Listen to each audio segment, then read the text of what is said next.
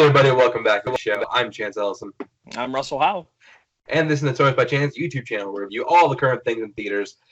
This time we are reviewing Abominable. That is because one of us does not have the ability to see Judy.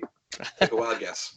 Yeah, you know what? I do. It's just the fact that it's an hour and some away, and there's no practical way for you to see Judy. Yeah, really, unless I literally would have to go after work one morning or whatever to go check an early showing on the day that my wife doesn't work, and it'd just be harder. Yeah. Point is, we will review Judy when we both get a chance to see it. But right now, we're reviewing Abominable. This is the latest movie from Dreamworks Animated Studios.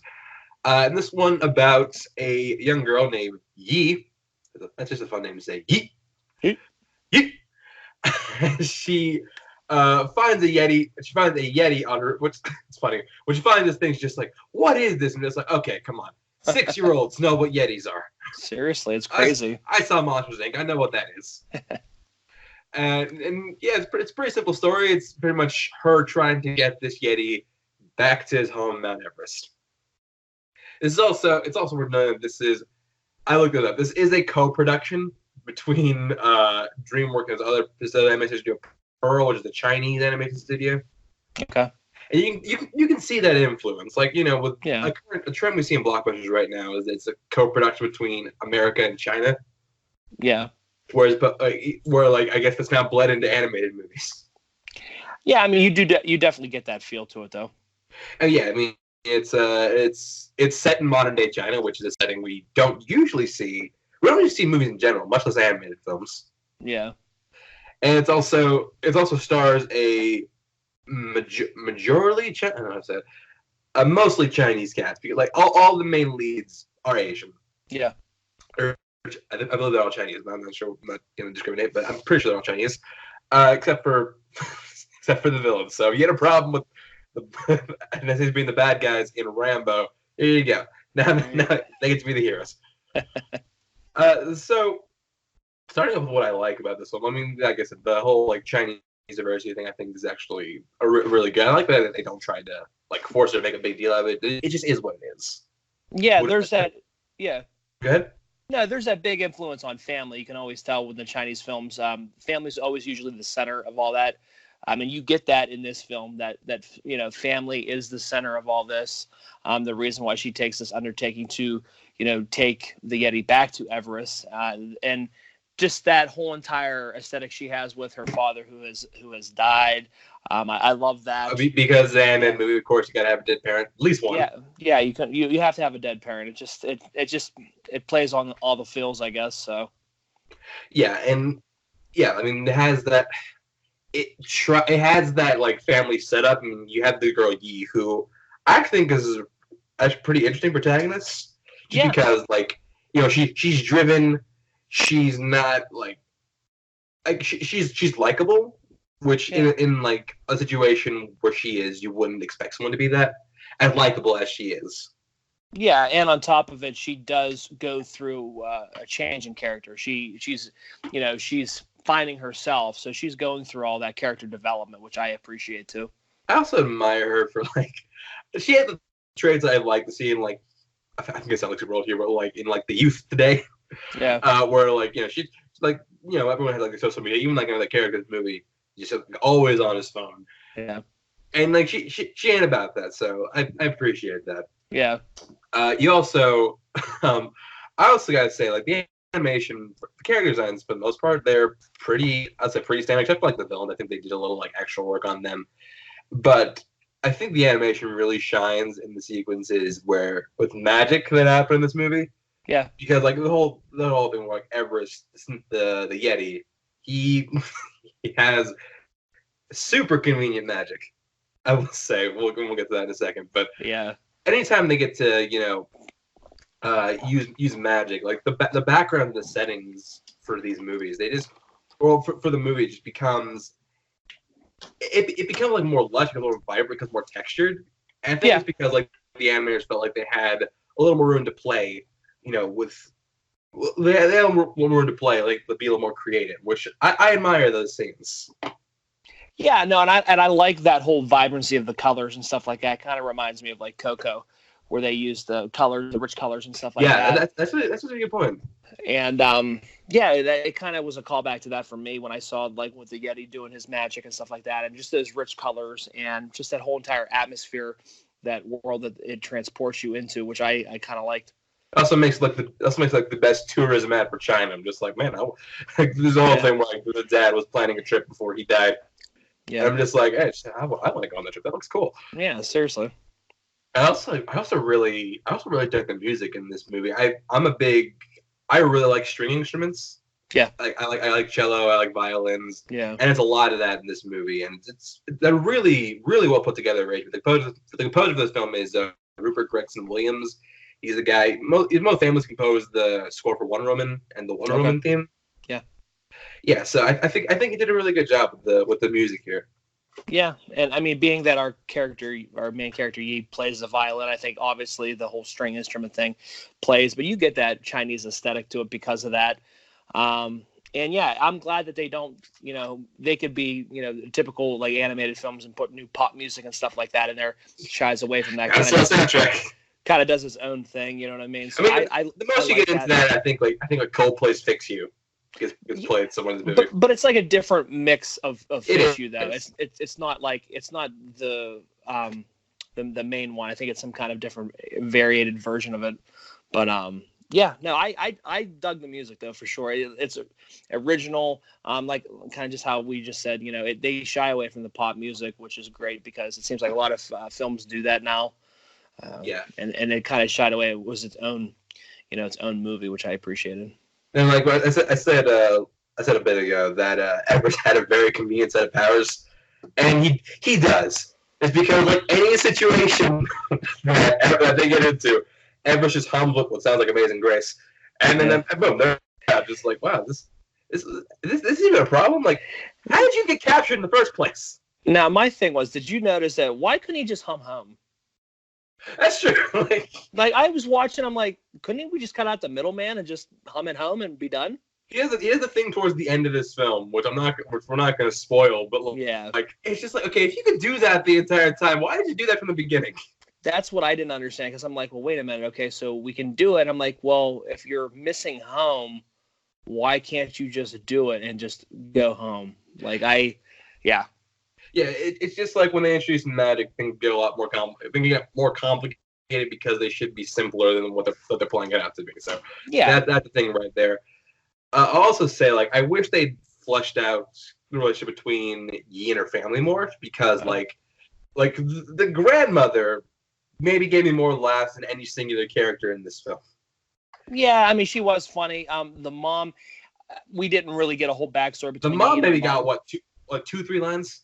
Yeah, there was more to do with the grandmother, I think. But obviously, again, just to go back to the whole character development of Yi as a character, and again, that whole centering on family thing, which comes full circle at the end of the film, which I like.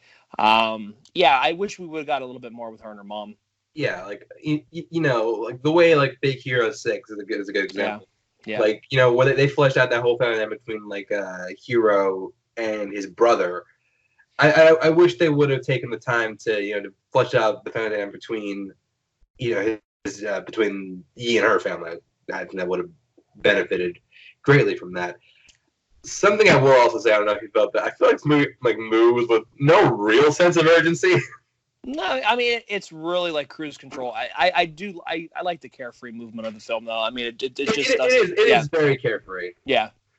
And to the point where it's just like where becomes kind of boring in some scenes. Okay. Or it's just like I'm like, this doesn't even just feel like a problem. It just feels like a minor inconvenience. I mean, it kind of reminds me of Up. Up can suffer from the same thing because there's really no sense of urgency there with Up. Although I do feel like the inner conflict with Up more than I did with this one. Yeah. The other thing to kind of tie back into maybe the relationship with Yi and her mom, they didn't get a whole lot of. I'm thinking just because of the father dying, I think she's kind of repressed from that, and she kind of like pushes her family away because she really hasn't properly grieved, that we find out in this whole entire film. So she has to go on this journey in order to really get that sense of family, to appreciate what she has now. And I think that's kind of the big undertow of this whole film. Yeah, I also feel like this is a weird thing. Speaking of Yi's relationships, I feel like I feel like when it comes to the main core of the movie is the relationship between Yi and Everest, the Yeti. I feel like Everest and the young boy Ping, I feel like they had a better dynamic than Yi and Everest. Yeah, because of the fact that they like play around with each other, they wrestle around like that little brotherly, You see that chemistry build between them. Yeah, I think it feels like Yi's just more there for the ride. You know what I mean? She's just like a sidekick or a third wheel, or Yeah, which is odd considering that's supposed to be the main dynamic. Yeah, but I guess because of the fact that we find out obviously that Everest is actually really, really young. He is actually a kid. Maybe relates more to Ping because he is a kid. So I'm guessing maybe because of that. Because Yi is a little bit older. She's in her early teens. Yeah. So. Also, like I said, I admire the writing for trying to be like a little more grown up. Like you don't see like a lot of typical kids humor in this movie, except for like maybe like one time there's like a burp joke, and there's one thing they introduces one animal that I realized there for the purpose of one joke, and then as soon as they make that joke, you never see that animal again. And you know what I'm talking about. Yeah, I know what you're talking about. Dave, that's another thing. This is set in China. And they have a Chinese task force, and one of them is just named Dave. Yeah. I think it's odd. It's like, you can't realize Dave. I'm like, wait, his name is Dave? We have Yi, Jin, and Ping, and you have a character named just Dave? And then we got good old Sarah Paulson all over again, too. Sarah Paulson? I didn't even know that was her until like the end of the movie. Yeah, I had to look up the names like before I went to see the movie so I can see if I could recognize anybody. But yeah, Paulson, another like a random addition for voice acting. Hey, props to her. Props to her as for her age. But I feel like this is going to be a short and sweet review just because it's a short and sweet film. I'll go first with my rating. I think this is, much like a lot of DreamWorks animated films, it's an inoffensive hour and 30 minutes, if that. Yeah. It goes in. It's like, I would say like DreamWorks, like a lot of them are like the cold cereal of animated films. Like enjoyable enough while you have it, but it's not like something you're going to seek out on your own. Although, like, if someone said, like, hey, let's go see Abominable, I'm like, if my family said, like, hey, we want to see Abominable, I'm just like, okay, sure, why not? But it's nothing I would go see on my own accord. It's not something like a Toy Story or like an Inside Out that I would just like watch just on my own. This is something I have to be coaxed into watching. So for me, I say give it a chance as a rental, but a solid rental. Like, there's nothing in it like I think is really bad for kids. In fact, I think it's more complex than a lot of kids' movies. I feel like this is better than what a lot of anime studios are even capable of. I feel like this is better than most Illumination films, better than most things Sony Pictures has done, better than most things Blue Sky has done. So it's towards like the middle upper echelon of kids' films, but yeah, nothing I would say you need to go see in a big screen. Although if you have kids and you just need to, keep them quiet for like an hour and a half, this is a good way to do it. Yeah, I mean, I would say matinee. I know, again, another matinee. It's a big shocker. No, I wouldn't say full price for it just because of the fact how you said. I don't think somebody's going to seek this out on their own. I wish they would, because I do think it's a film that is it is well shot. I think it is. It has well shot. It actually has some of the best cinematography of any anime I've seen in a long time. Yeah, and I would say it's one of the better animated films of the year, of the late year so far. We're 3/4 through, almost 3/4 of the way through, through the year, or 2/3 through the year. Yeah. And I would put it up there for sure. I think probably top 4. I think it's serviceable.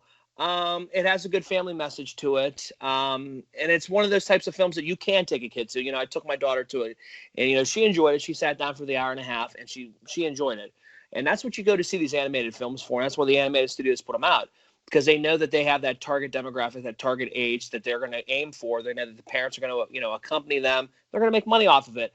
But this is a film that it's a little bit more than that. It's not just, there's a story behind it. It's not just, we're going to put latest pop songs in there and kind of just, do mindless things. It actually has a purpose. The characters actually do develop throughout the whole entire film, and I do appreciate that. So I like it enough to say matinee. I would be on the cusp between matinee and full price just because of that.